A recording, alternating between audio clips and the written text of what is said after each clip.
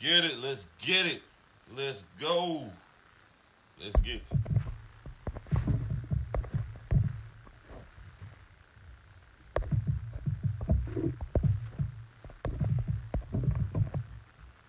Let's get it. Let's get it.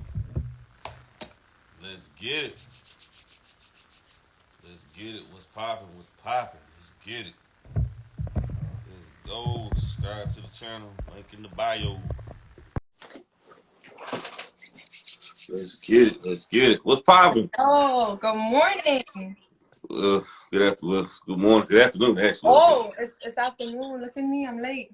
Yeah, it's good afternoon. But that's okay though. That's good. That's good. That's good. Tell everybody your name and everything before we get it popping. Sure. My name is Janissa. I go by J Bliss. I'm repping New Jersey and Austin, Texas. Facts. Okay, so we'll jump into it. So you rather be respected or feared? I don't know them. Neither? What are they, rappers? No, I said you rather be respected or feared. Like, Oh my gosh. I was like, I don't know respect, that, and fear. nah. I said you rather be respected or feared. I'd rather be respected. I was feared a lot in like middle school. And it never worked out in my favor. And the lack of respect is always what got me into a situation I didn't want to be in. So definitely the respect. Right. Facts. I'd rather be respected too, though, because somebody fear you don't mean they respect you. They could talk behind your back with fear, but in your face, they'll goddamn do whatever you tell them to do, whatever. But real respect, yeah. So yeah, fear is dangerous. I mean, fear can make people do crazy things to you as well. facts. And people can overcome fear though as well. Yeah, yeah. Facts. Right. Do you feel like a lot of females rather have attention or respect? Do you think at this point? At this point, it's definitely the attention, but they're contradicting themselves because Sorry, my cat was trying to come in. They're contradicting themselves because it's almost as if they want all this attention, right? We're flaunting our bodies. We're trying to show that we're the best and we're the baddest and we're the greatest. But then it's like we don't allow nobody to compliment us. For example, I be having, men hit me up or just people in general like, oh, I'm so sorry. I don't mean no disrespect, but you're so beautiful. And I was thinking earlier to myself, like, why is it a problem now to be complimented? Like, have women traumatized y'all so much to the point where y'all feel like y'all can't even say a simple hello? And I feel like that's kind of whack because that's part of spreading love, complimenting women, lifting them up, reminding them that they're beautiful, telling them that they're gorgeous, telling them that they're stunning. Because it's like, well, what's the point of you wearing a bikini in every single reel if you don't want to get complimented and if you don't want the attention? So personally, I think that right now they're saying that they want respect, but no, y'all want attention. Do you feel like basically social media for the most part is women boosting their egos and having fans? Not necessarily, no. I feel like social media was actually I have so many thoughts and feelings about social media. Social media was obviously a way for us to connect, right? And unfortunately, when it comes to women, social media has been another way to market beauty and social standards of beauty. So can you repeat your question real quick so I can stay on topic?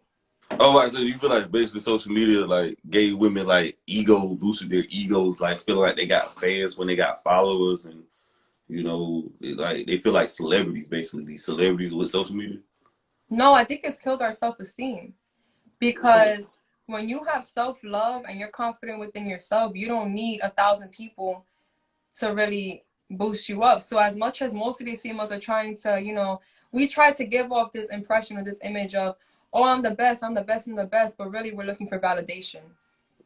So I don't think it's boosted our egos. I think what it is that we're constantly craving validation. Okay. That's just Yeah, me. I basically think so too though. Basically, even like I think the dating apps help that too though. The dating apps, shit. I think basically social media is a new dating app though too. I think all this validation though, especially the likes in the comments though, the comment section though, like Yeah, the likes do, in the comments will trigger you. right. Do, do, Yeah. do you do you be in guys' comments that you attracted to on social media? No, I've never been that type to be in a guy's comment. What about And that's likes? just continue. What about likes? Oh yeah, I like because I support. I'm trying to say like I support anything anyone's doing. So I like all day. Typically, if I comment on a man's post, it's because he's sharing some type of achievement or like a goal he's accomplished, or you know, you could just tell that his post is just kind of him showing himself being confident.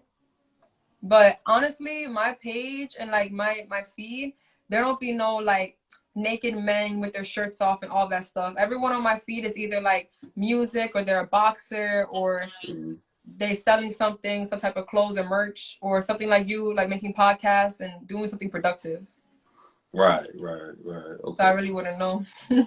But don't you feel like basically people who post social media is like they only post their highlights. They never post the struggle of what they're going through.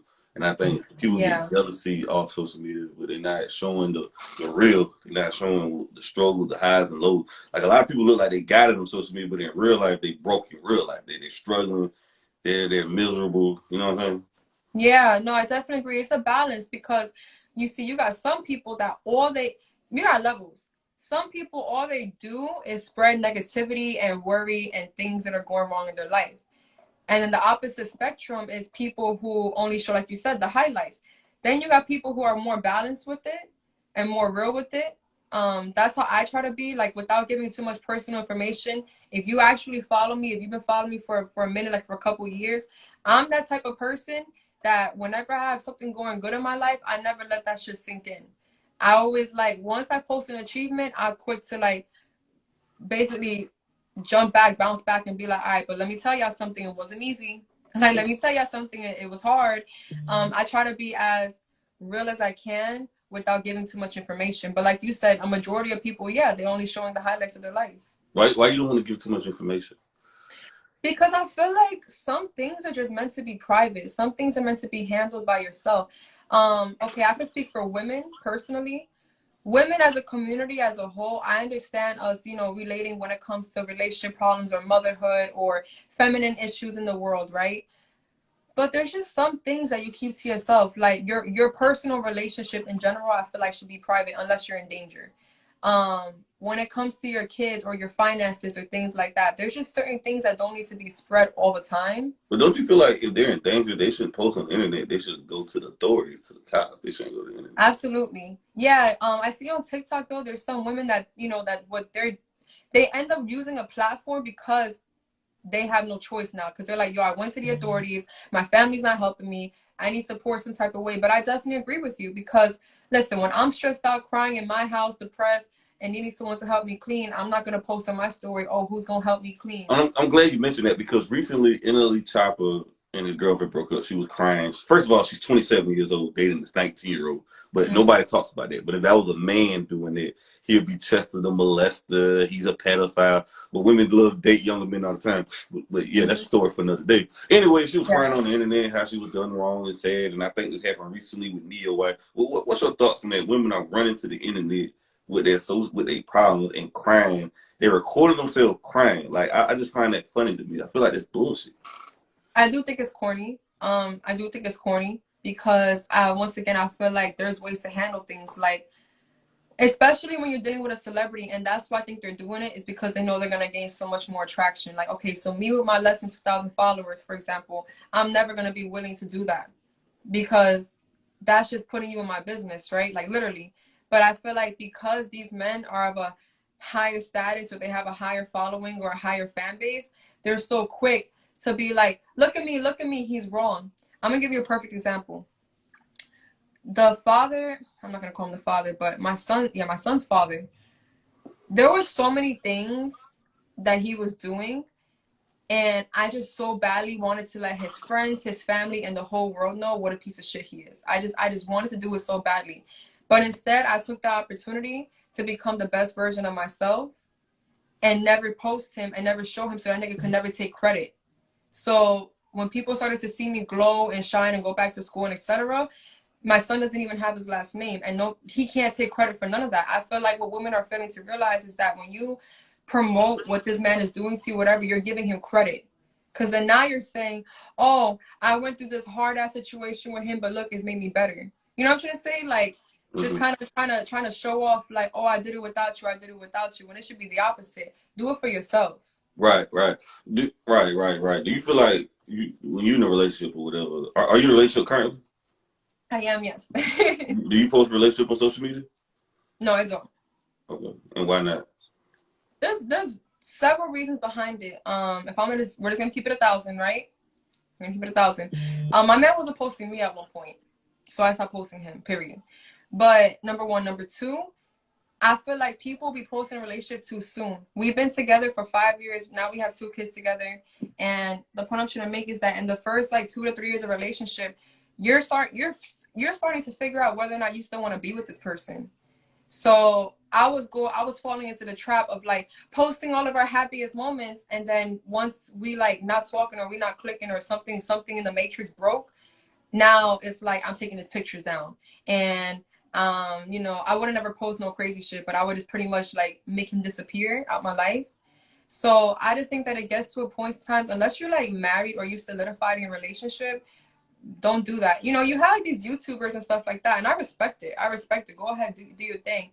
Then you know they end up with the whole reason. Well, they doing that for marketing, but they doing that for Yeah. marketing purposes only. I believe it's all goddamn for pop. They doing it for pop shit, for popularity and shit. And even rappers, they even showing off their relationships. Like, wait a minute, you ain't dropped a song and you ain't had a hit in how long? But you showing off your relationship and your designer clothes? What the fuck? We don't care about that.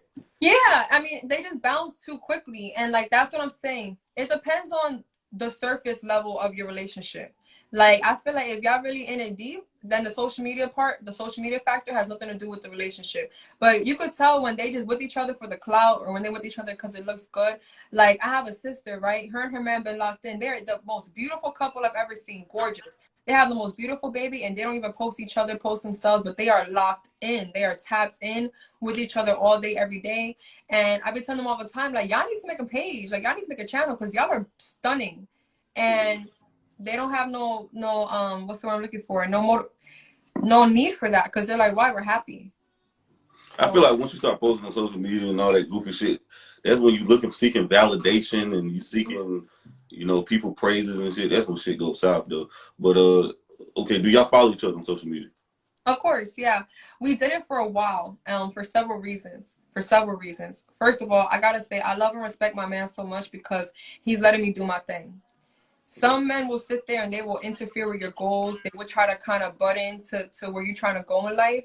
Yeah. And one thing about my man that I could say is that he gives me my creative control and my creative freedom. So Why don't y'all follow each other though? no, we do now. Okay. So say if he so let me ask you this though. If he liking and commenting on the girl pictures, would you consider that cheating? I didn't consider it cheating, but I couldn't stand it. I couldn't stand Do it he do that? because he wasn't liking it and comments, like he wasn't doing it for me. But they But say it's a saying though. Usually when a guy's having sex with a woman and staying with a woman, he's not liking none of her pictures or commenting on any of them. that's what you would think, but that's what I mean by you gotta know your partner. Like, you gotta know your partner. If you know that your partner isn't really the social type or whatever, you can expect that. Me, I have an outgoing partner. We both like to network. We both like to do our thing. And one thing about him is he loves fitness. So half the women he was following look good as fuck, and they were fitness models. And you can't get mad because he had a life before me. So a majority of the time, these are people that he'd been following since before he met me. And that's where you kind of got to see it. I got men from middle school and guys that I used to date and whatever on my social media just because they there. Wait a minute, you had guys that you used to have sex with, you still follow to this day? I mean, I don't interact with them, but yeah, it is what it is. It's mutual. Okay. Do you like their pictures? I mean, I don't look for them. If they pop up, they pop up situation. I'll be honest, my exes, like my legitimate exes, people I've been in relationships with, hell no. No, we Wait a good. minute. Are y'all monogamous? Are y'all monogamous? Definitely. I do not play that. Oh, are y'all getting married? Hopefully. That's what I'm hoping. How many kids y'all got together? So we have a set of twins together. You got twins in your family? Kind of like my mom's. They're the first twins born. Let's just put it that way. So y'all got. I see that's another thing going on too. I see a lot of people having babies, but I don't see a lot of people getting married though, on social media. Women I find that crazy. Well, I find it crazy because like while women nowadays is being the baby mother is the highest honor, but I thought being a wife was the highest honor. Well, honestly, social media changed that for us. Because let me tell you, when I was going to school, when I lived in Perdambo, New Jersey, the high school I was supposed to go to was fully populated with pregnant teens. So teen pregnancy was never nothing to play about or be cute about or whatever. But remember when MTV came out with 16 and Pregnant, and then there was that show. Do you feel like rap music? What happened?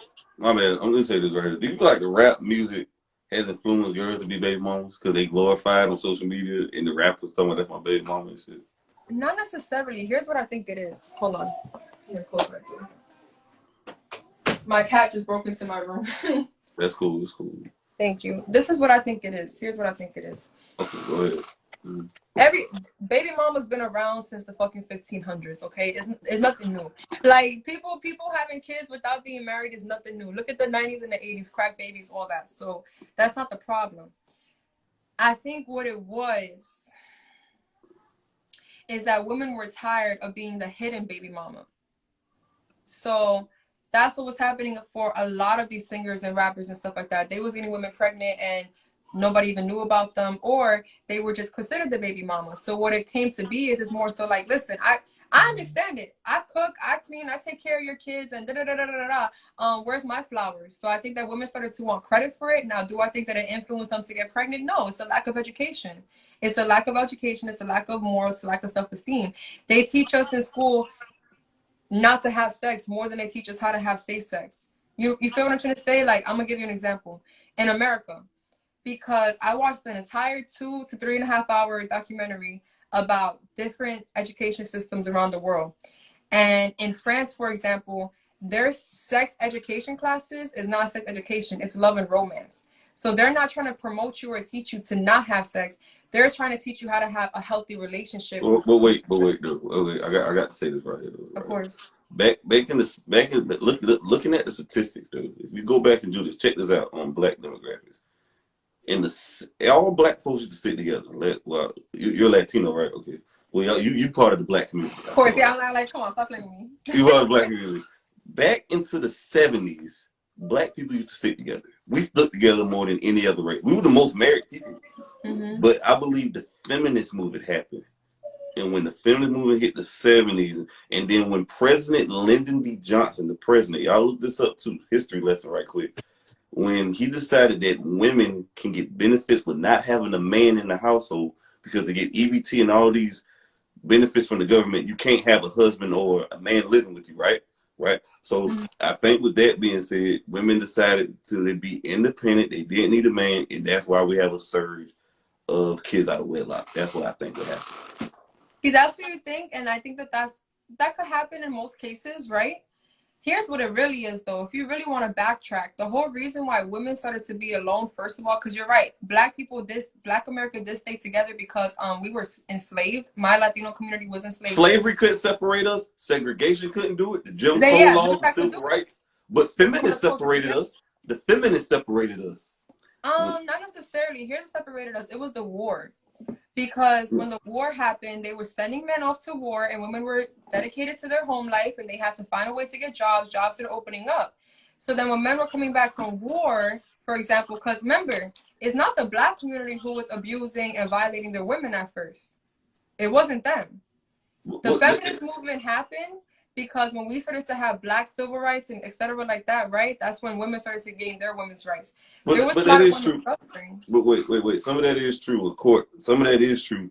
But I feel like that's a whole different conversation. Some of that is true what you said. However, though, out of all that, we still stood together through way more thick and thin, way through more turbulent times. But yet, when the co-independency or whatever. But then I read another article. And this I think is very true. I think they got somewhat truth in it. It said that women now looking up celebrities and they want to live the lifestyle that these celebrities do, but they don't have the finances like these. I believe a lot of women. Not talking about you. I'm just saying. I don't know. Continue. But I think they look at these celebrities saying he's having his baby or whatever. I want to do it like that, and I don't need no husband or no man. And I think that's part of the problem.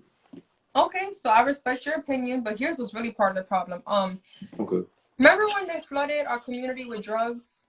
Yeah, they did it. War on drugs in the 80s. Yes. So that's what happened.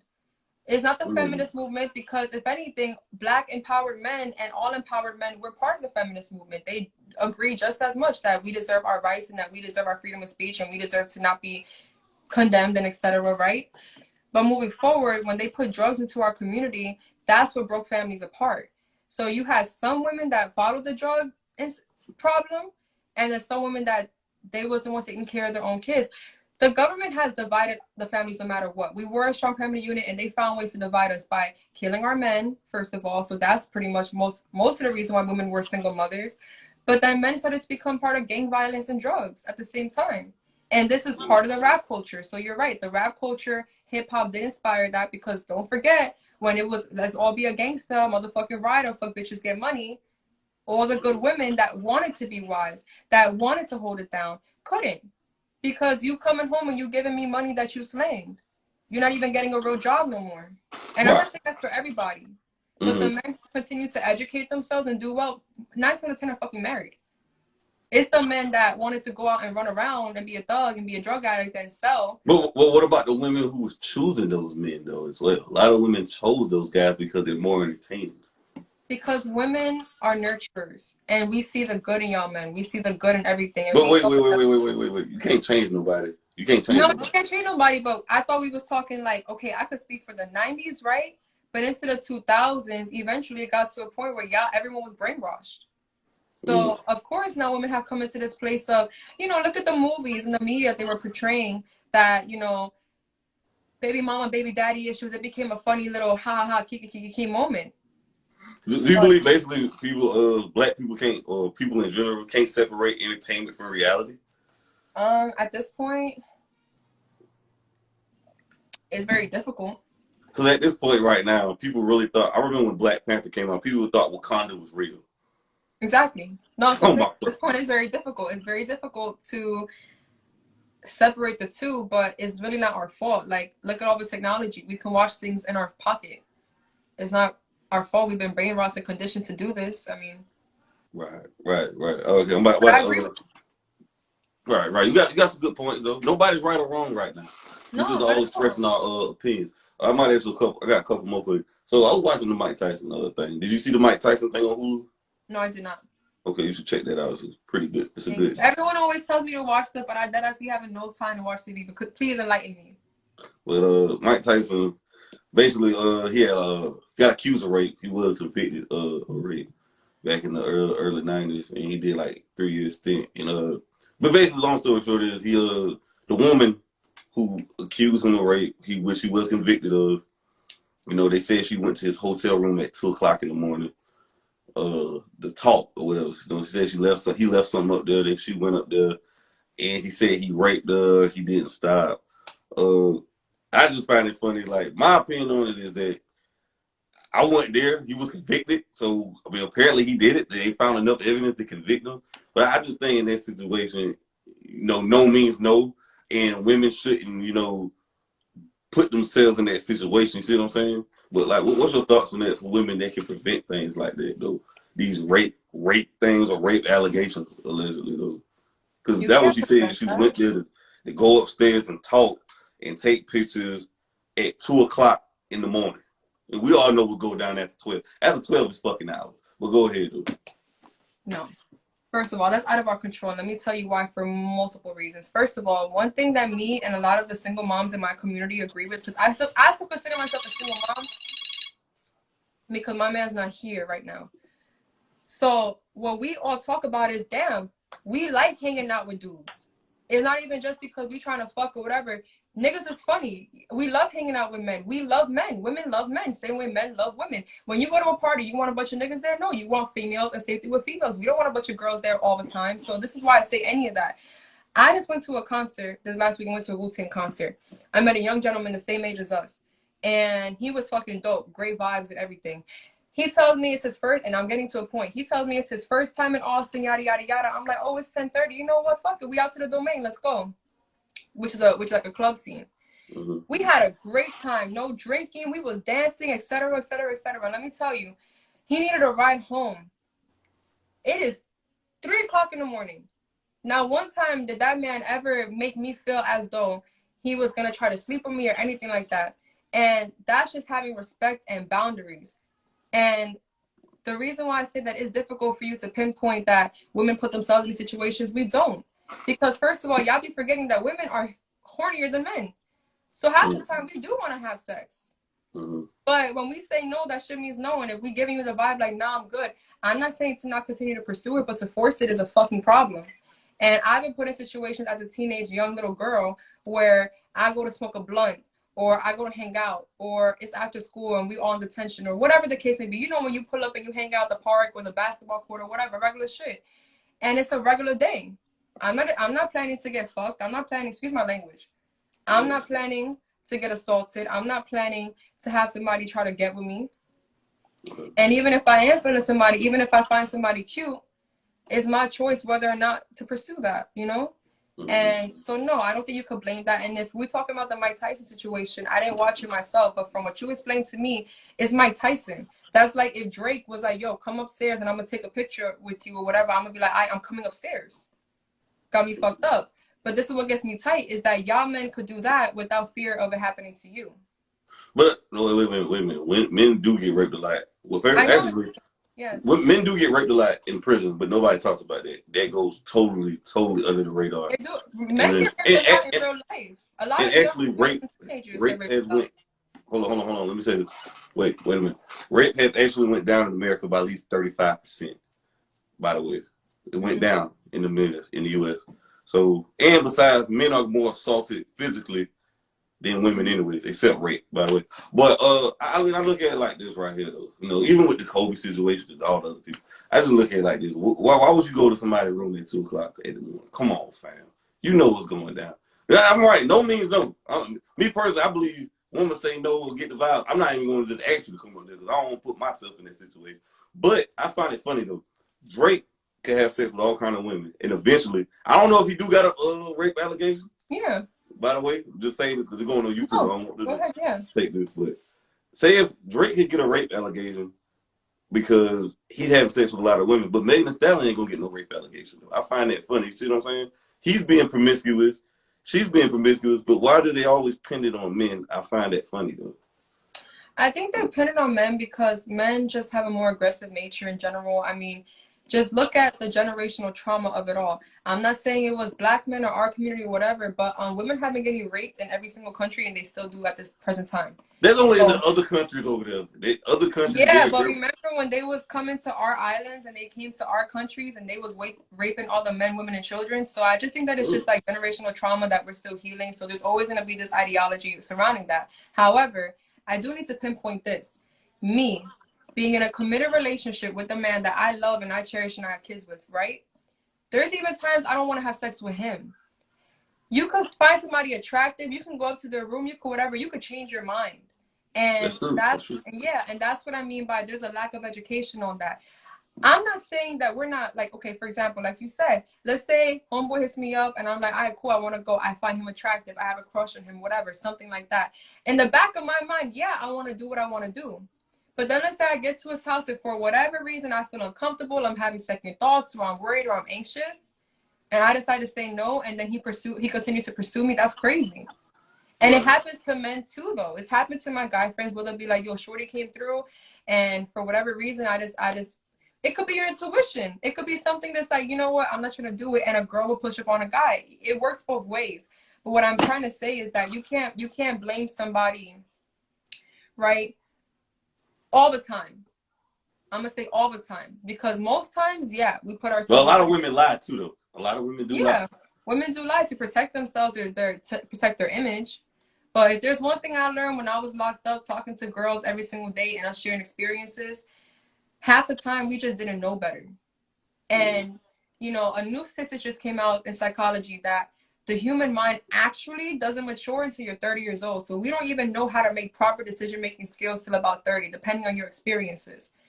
The reason why I feel like I've learned so much at a young age is because I've seen so much and I've experienced so much, and I had a kid so young. So I've been able to stop myself from getting into even crazier plots, right? But let's just say that you're a 22-year-old female. You ain't never had hardship. You ain't never had struggle. You have never been in a scary predicament, right? You ain't never been in a car that's stolen. You ain't never been in a scary predicament. Let's just say you a little girl, college girl with daddy money, right? You been pampered your whole life. You're naive. You go to parties, you get drunk, you get whatever. And by the way, watching this shit, the girl, she seemed like a very sweet. I believe the girl because I seen the live interview she did with Barbara Walters I mean, because y'all gotta say this. I seen the live thing. I think he did do it though, bro. I don't know, bro. I just got a sense in my. I just Some seem. girls are I feel like naive. he did it. Some girls are naive, especially if they've Yes, been sheltered. Like she was a green as hell. She ain't know no damn better. She ain't know shit, bro. She just being goofy and shit. And, you know, he definitely took advantage of her, I think, and exploited her. And that's what happened. But go ahead. oh, thank you. No, I appreciate you making that point because, like, when I was 16 years old, I'll never forget this. There was a grown black man. No offense to black men because I love all men.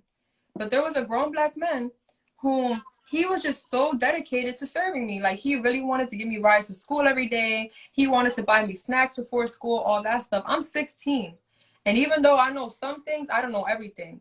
Did I know he was trying to groom me? No. Did I get out of it just in time? Yes, because I have real friends. I have real friends and real people in my life who were like, that's not a good idea. After that experience, now I know better. Now I could tell when an old head is hitting on me. He's not just there's a difference. It's a difference between a man telling you like, wow, you are a beautiful girl, to like, oh, I want to see what that do. You know what I'm trying to say? And had it not been for me being educated by supportive people in my life, that man would have taken advantage of me at some point. Because my naive ass was looking at it like, oh, bitch, you giving me free rides to school, buying me snacks and cigarettes. Like, okay, cool.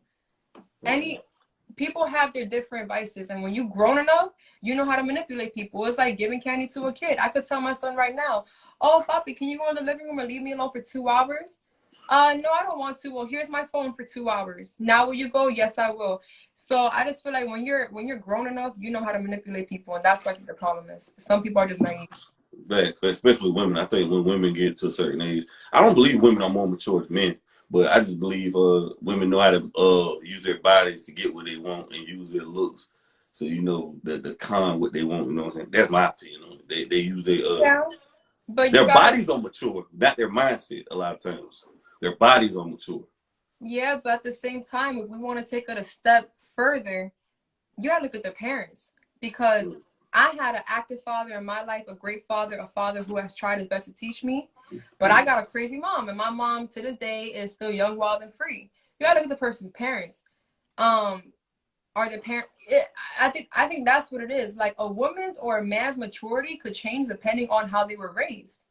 Because I got people that are my age, girls at my age, that I don't even associate with because I'm like, y'all are dumb. But Y'all at the end of the day, have no guidance. listen, at the end of the day, when you break the law and you commit a crime, the judge ain't gonna ask you about how you was raised and all that. Oh It's no, no, about of you. course not. No matter what. And then tell everybody how you say you've been to jail before. I want you to explain how you've been to jail. Oh, sure, okay. So yes, hi, I'm Janissa.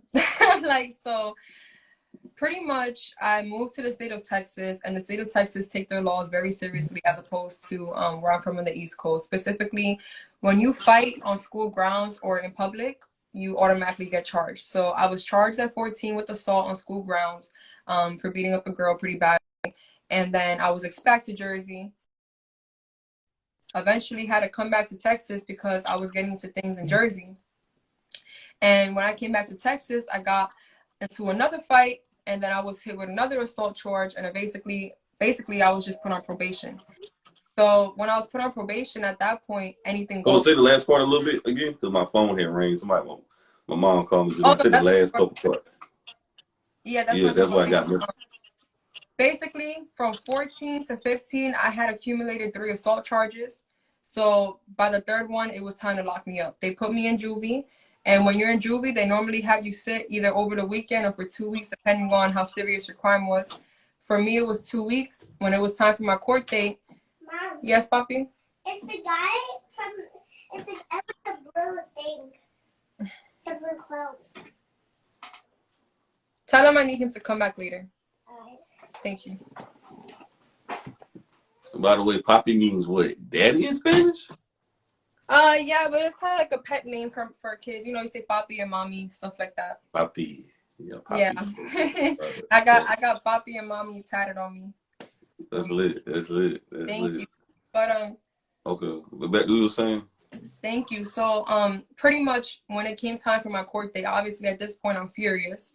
I've been in orange clothes. I've been not eating what I want to eat, etc. Orange clothes. That's for murderers. But that's what they had us wearing in juvie. God I had the damn. Bob Barker fit. Don't The play with what? me. I had the slides and everything. You had the what fit? The Bob Barker fit. What is Bob Barker? Explain it.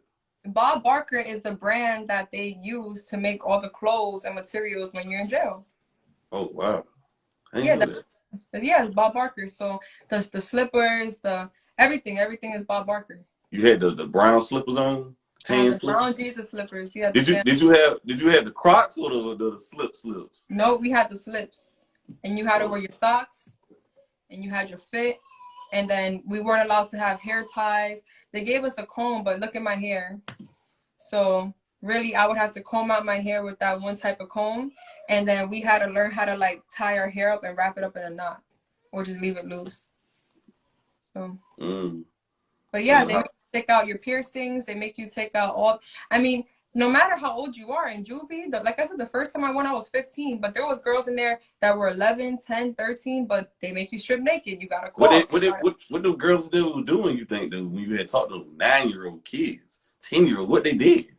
So a lot of the women the girls, but now they're young women that I encountered were in there for a variety of reasons. Some of them were being trafficked, so they were literally in there for being prostituted or for prostitution. But the ones that were younger, typically what was happening is that they were in a domestic home situation, or they were just in a family situation that they didn't want to be in. And they would tell me, they'll be like, my mom has been abusing me or mentally abusing me or whatever. And I just snapped on her one day and she called the cops on me. So a lot of us that were in there were there because in the state of Texas, once your parents call the cops on you, you're done. Like, you're done. It doesn't matter what you got to say. It doesn't matter what your version of the story is. If your parents call the police and they say, oh, you need to come get my child, they're tripping, they're being a danger to me and my family, you're done. So a lot of the girls that were in there being so young is because they either A, was having a fucking traumatic breakdown at their parents' house, or B, they finally put their hands on their parents, and then when they'll be talking to us in group, they'll be saying like, cause my mom did this and my dad did that, and they're not listening to me, and et cetera, et cetera. So pretty much what juvenile probation is like an AA program to the fucking strongest, highest extent. You're now expected to go to, if you did drugs, you're expected to go to drug counseling. If you're in there for assault, now you're expected to go to anger management. All of us have to be in mandatory therapy. Then you have to go to mandatory group meetings. You get drug tested every single week. It's like parental control to the 1000th degree. It's basically like a baby life sentence, because if you do something else again, you got to come back and serve this sentence. Exactly. So. Okay. And how long you did it in? So I did it from 15 to 18 to like my 18th birthday. So that was my whole teenage life. Every time I come out, I'll go back in. I needed it though. Like, I needed it because, one, I think it protected me from the life that I was living in the streets. But the whole reason why I respect my experience is because I needed to meet those girls. I needed to understand what we was all going through collectively. I needed to hear them. I was always that person there that was supporting other people or just making them laugh. But the stories these women have told me, the experience that we share with each other, I'll never forget. I have a binder full of all the letters and the phone numbers and everything that I collected from the girls over time. And are you still in contact with those women? Not most of them. Some of them I still have on social media. Some of them I've never seen again. I lost contact with them. But I think about them often, all the time, pretty much. Yeah, we spent a lot of time together. And you did 4 years, you said? Pretty much, yeah. I mean, it was consecutive years or congruent? No, it wasn't consecutive. So 1 second, please. Good. Are y'all okay? What's the matter? Oh, she just not. I started my YouTube channel. Can you give a snack, please? Thank you. So it wasn't consecutive. What it was, thank you. The first time was 2 weeks. Then the second time it was 4 weeks. And the next time it was 3 months. And then after that it was 9 months. But I got it reduced to 6 months because I had good behavior. And you just kept going back to that 4-year stint? Pretty much, yeah. I mean, my probation just kept extending. My probation started off 3 months. Then it went to 9 months. Then it went to fucking 12. The next thing you know, I was in probation the whole time. So I was on the ankle monitor multiple times. The biggest issue with me was I would never give a clean drug test ever. And What kind of drugs you was on? so I went from obviously the regular cigarettes and weed, straight to cocaine. And then eventually by the time I was 17, I was doing cocaine, meth, ecstasy, I mean, LSD, whatever was available. Everything except heroin and crack. I just never got into What that. made you get on coke though? Dang. What made you get on that shit? Just it was there. You know, Would and they that's give what it? Would you have sex with the drug dealers to get the drugs for free? hell no, but they thought I was cute, so I got it for free. But no. Yes, please. 1 second. You good, you good.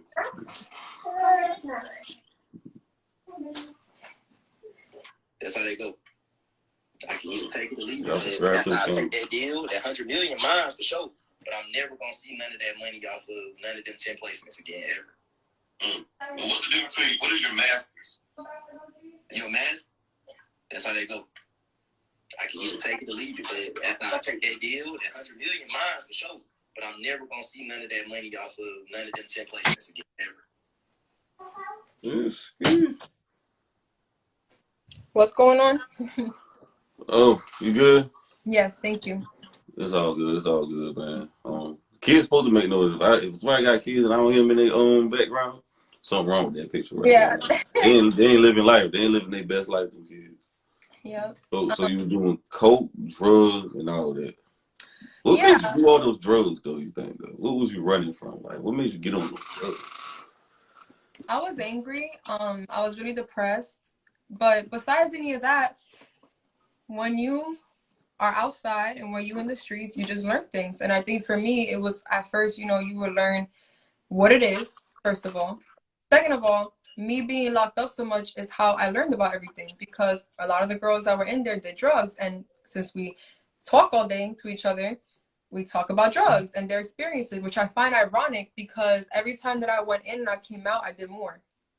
Because now I'm talking to other girls and they telling me what a great night they had and whatever. But for me, what it really was is the people I was hanging out with and chilling with, who, mind you, let me just put this out there. Everyone that I ever dealt with back in the day was always so loyal to me. And unfortunately, I had to cut them off. They always had love. They always respected me. They always Wait. Did they visit you in juvie? What, excuse me? Did they visit you in juvie, your friends on the street? No, you can't get visited in juvie. You can't get no business in juvie? No, you can't get no business in juvie. Not even your parents. Like, no. Oh, wow. No. But Did they write you letters? I didn't mean in juvie. I'm saying, like, when I would come out, the friends that I had on the block or the friends that I had, like, you know, where I stayed at, pretty much, it was always with good intentions. This is why I gotta make y'all gonna hear my music. Like, it was always with good intentions. Nobody was ever trying to put me on for the wrong reasons. They was like, yo, let me show you how to make money. Let me show you how to do this. Let me show you how to cook. Let me show you how to whatever. And I'm like, all right, cool. So for me, it wasn't a bad thing at the time. And that's what I mean by being naive, by not being educated. Because to me, I'm like, nothing's wrong with this. If I'm watching it be made, or if I know who gave it to me, why not try it? So were they writing you letters while you was a juvie? Yeah, I have a bunch of letters in my binder from people that were writing me.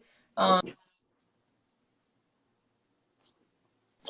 the time, I had a boyfriend, and he would write me. He would call me. He wouldn't call me, but like if I made a call to my mom's, then like she'll call him on three-way to say hi to him, type situation. But yeah, I mean, I had like one or two solid friends that'll write me, but really no one could really write you because no one's plans to get locked up. So half the time your friends don't even know you locked up. They gotta find out from somebody else. I mean, are you clean from drugs now? Hell yeah, I'll be 7 years sober December 18th of this year. So you basically living life like Zendaya off Euphoria. Absolutely. I kind of look alike. Y'all so much. Y'all kind of look alike too a little bit. Y'all could flavor a little bit though. Thank you. My little sister, she was like, girl, when I saw that episode, all she could think of was me because I was like that. I was wilding, I was coked out, I was tripping, Did you almost overdose? Like, multiple times. How many times you almost croaked? I would say like 3, but what drug was it? 2 times it was off of LSD. One time I was in my house and I was in my bedroom, and this is when I was doing coke habitually and nobody knew. And I remember being in my bed and just feeling like my heart and my body kind of stopped. And I just had to like relax into it. And then luckily I had a homeboy that came to my window by the grace of God for whatever reason, because I wasn't answering my phone, and he woke me up and knocked on my window. But the most extreme time that I ever felt something happening to my body was when I was on methamphetamines. I felt my body going into a stroke on one side, and that was really scary for me. And that's the day before that I quit all drugs cold turkey. Wow. Mm-hmm. Wow. You need to do some AA programs and speak to people on that. I want to so bad. That's the point. I'm telling you, that's the point of my music. That's the point. Those are the it's kind of like how they say Jesus didn't want the most righteous followers. He wanted the robbers, the killers, the prostitutes, the drunks. That's who Jesus wanted. That's what I want. Come to me. I'm a story. Absolutely. Though. That's and how did you have this from who you used to live with, your mom or your dad? I would go back and forth. Okay. How did you have this from your mother, like doing like coke and drugs? The way that I hid it is because when you go from a 13-year-old girl who's always yelling, always screaming, because I'm the firstborn, so I'm the one in the family that was the most outspoken. Meaning, if 2 + 2 does not equal 4, I'ma say it. You know, I had these anger issues. I mean, punching holes in the wall, etc. So when you go from that to being calm all day, to being mute, to barely speaking, barely saying hi, barely eating dinner, in her mind and everyone else's mind is, oh, Nisa chilled out. Oh, she's doing good. Oh, she ain't been screaming. She ain't been walling. Now I'm on house arrest. She's not leaving the house. And that's why the system was so confused, because they were like, how are you on house arrest and you're coming up dirty for drugs? And that's when they put me away for the 9 months, which was... How would you had somebody bring you the drugs, or you sneak, or how you used to get the drugs on house arrest? Multiple ways, just having a connect. I mean, just network. It's like business. It's like just having people that, you know, respect you and that are loyal, and if they got it, then you're good. So it was like multiple ways. I mean, I didn't really have to sneak out per se. I had a system. I'm not gonna put my shit on blast, but you know, other times it was... You don't want to share with us your system? No. but other times, my system, meaning like my meetup spot, my location, kind of like... Oh, okay. Yeah, that's what I meant. Okay. I'm not gonna do all that. But other than that, a big thing was I would skip school. So when my parents thought I was at school all day, I definitely wasn't. What year you graduated high school? Excuse me? Did you graduate high school? So I was supposed to graduate high school 2015. I dropped out 2 months before my graduation, my senior graduation. Then I had my son the next year, went back to high school. I was able to go back to high school and I got my diploma. So, hold on. Repeat the last part again. I couldn't hear you again. No problem. So pretty much I dropped out of high school 2 months during my senior year, 2 months before graduation. I was a high school dropout for a year. Mm-hmm. And then when I had my son, I decided to go back to high school because I was only 18, turning 19. So I was able to go back to high school and I got my diploma. Not my GED, my diploma. You got your diploma. Okay, great. So you did graduate high school. That's good right there. That's good. Yeah, so my graduation year was matter of fact, look, I got it right here, I think. So how long you was on drugs? Like what age you got on drugs? I started doing drugs at 15. I started smoking weed and cigarettes at like 13, 12. Yeah. But I started drugs at 15. 16 was probably my coke era, I would say. 17 was just whatever's in front of me, we're gonna do it. So but was you having sex with guys, like, you know, doing drugs, getting high off the drugs to do the drugs, or like no that?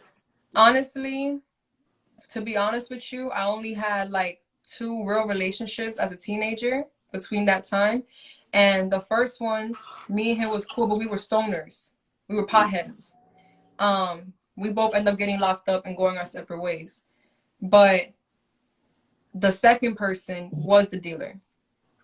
And we were in love. So he just always had it available. No, that wasn't love. That is toxicity. Toxicity. That is delusion. Exactly. That is chaos. Y'all was in chaos. We was in hyper chaos. When I tell you, that was the most chaotic year of my life. And that's Bobby and Whitney. Bobby and Whitney for sure. That was us, Bobby and Whitney for sure. But you know what? I just thank God that, yes, even though I was... Jesus did. Yeah, Jesus did it. I just thank God that even though I was living in a trap, I always had a place to sleep. I was fed. And thank God nothing bad ever happened to me. But put it this way, as soon as I realized I was pregnant, I dipped. I was like, oh, no, I got to. How many kids you get? So I have my son, who's 6 years old, and then I have my twin daughters, who are 2 years old.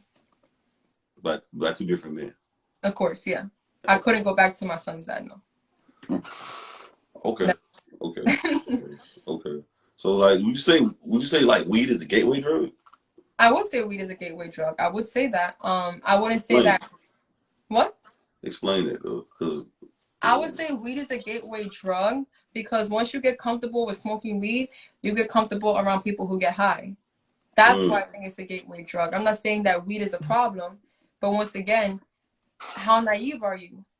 Because when you have everyone that's smoking weed and you're comfortable with them, when somebody else pulls up with something brand new, you're going to try it. I mean, the first time I tried LSD, I didn't even know about it. What is LSD? Acid. And what it look like, a pill or is it? No, it's a tab, like a tablet. It's like a piece of paper, but acid comes in the form of liquid. And it dissolves. Either you put it straight in your tongue or your eyeball, or you put it on acid tabs, which is like a piece of paper pretty much that dissolves on your tongue. Damn. You was on some hard damn drugs, bro. Fuck that shit. Please, yeah. I you know what? And like honestly, drugs are not cool. Like my songs, unfortunately, I'm gonna have to talk about them because I was about it. I lived that life, but all my songs have a message in them, pretty much saying like, don't do drugs. That's the message. Right. Well, now it's funny because rappers are encouraging kids to do drugs. I find that shit so fucked up. But it's entertainment though. Drugs, sex. Yeah. Drugs, sex, and drama sales. Yeah. It is DSD. sad. I call it DSD. Drugs, sex, and drama. Yep. Drugs, sex, and drama. I like that. Yep. So that's kind of my fear going into the music industry, is my influence, the impact I have on people. But once again, I want to show people, listen, I got no judgment in my heart. Like, I need you to come as you are. I don't care how many drugs you're on. I don't care how homeless you are. I don't care what kind of rock bottom you at. You can get up. You can pick yourself up. Because when people look at me now, when they talk to me now, they'll never think I was a junkie. They'll never think that I was really outside like that. I mean, you know, they look at me. I had someone tell me the other night, he was like, you are glowing for somebody who has experienced all that you have. And I was like, well, that's the grace of God. That's the grace of changing your life, you know? Well, I definitely think you should do more meetings or whatever, but I think a lot of people get into lifestyle and indulge in that lifestyle to fit in, to be part of the crowd, but they don't understand. I'm glad you showed your story, because there's consequences that come with that lifestyle, you know. There's extreme consequences. You put yourself in a lot of disgusting, dangerous situations. And like I said, luckily for me, I've never been in a situation where it had to do with my body being violated, but it's more so like my life was in danger. Like nobody was valued. It gets to a point that nobody values their life. And that's what scared me the most, is right before, I say it all the time, I'm gonna preach this to the day I die. My son saved my life. My son saved my life, because the night before I found that I was pregnant with him, I swear to you, I made a conscious decision that I'm gonna just keep doing drugs. No matter how many times my heart stops, no matter how many times I have these bad withdrawals and etc., because it is addictive. You want the high and you're gonna constantly chase it. And it's sad but true that for me, it took my pregnancy to save my life. And this is why, to get into another topic, I find it so disturbing and sad that there's mothers or parents out there who could still be drug addicts. Because like they crack babies, they got kids while they having drugs. That's some fucked up shit right there. It's fucked up shit, but it's sadder to even have your kid and still do the drugs. Yeah, that's definitely. That's what's fucked up. Because for me, And everyone's different. No judgment. I get it. Everyone has their own situation. No, we need judgment. We need to judge these motherfuckers. Yeah, you need to judge them, because whenever I had my son, at the time, a lot of women that I affiliated with were having their kids too. And they were still smoking weed while they was pregnant, which is cool. Go ahead, do what you do. But like, bro, once I found out I was pregnant, there was no going back to the drug life. Like, you got me all the way fucked up. And the fact that like they would have their kids and they would still pop bars and they would still do what they do, I'm like, what is wrong with you? Like, do you not love your child enough? Do you not love yourself enough? A lot of these women don't care about themselves. They don't care about their families. It goes back though, just inside though. They just feel worthless and they need help though, man. A lot of people need help though. But I was about to say, are your baby daddies black or Hispanic? No, the first one was white and Native American, and my current man is white. Yeah. Okay. Damn. Okay. Interesting. Very. No one ever expects that. Interesting. You want to freestyle for us? I would love to freestyle for y'all. Let me hear something. Give me 8 bars. 8 bars. Give me 8 bars. Let me hear something. Let me see. Let me think.